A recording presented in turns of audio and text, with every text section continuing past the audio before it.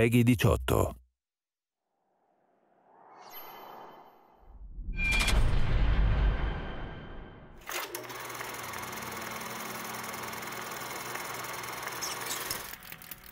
What I personally would have liked to have seen in a BioShock game is sort of a broader range of enemies. And I think in BioShock Infinite, we really want to have a sort of a class of enemies that had a sort of a more imaginative range of powers. And we came up with this concept called the heavy hitters, who are enemies that are sort of used to not just be more powerful, but also to augment the abilities of the more traditional BioShock enemies. You're going to come across them in certain areas of the game, and they're going to provide a really unique challenge. Red is the price of liberty. You know, we wanted an AI that really expressed sort of the very sort of clear system of beliefs that founders have, and a heavy hitter that would sort of represent that.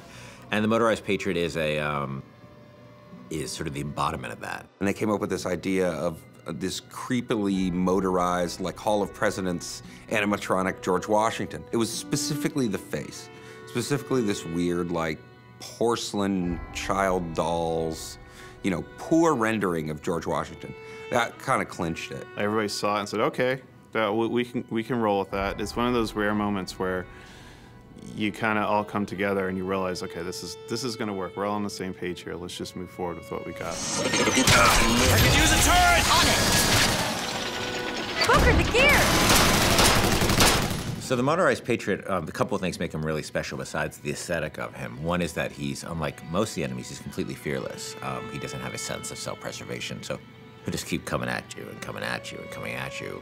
You know, despite the fact that you face many different kinds of enemies in this game, you clearly can't reason with this one. He's just gonna keep coming forever, you know? He is sort of a clockwork Terminator. The other cool thing about him, he's got this Gatling gun called a peppermill. But once you destroy the Patriot, Booker can actually go pick up the peppermill and actually use it as a heavy weapon. And that's the only place he can get it, was from a destroyed Motorized Patriot.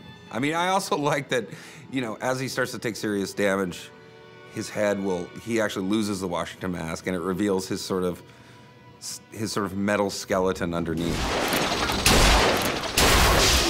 The thing I like most about this guy is that I think he's pretty readable as what he does. You know, he's a fairly simple guy. He's not a Swiss Army knife. He's a guy with a big gun, and I think that reads pretty well. He's got this incredible sense of heaviness. He's relentless, and just hearing sort of the things he's saying is both funny and kind of terrifying. But he's, you know, a deadly, deadly enemy.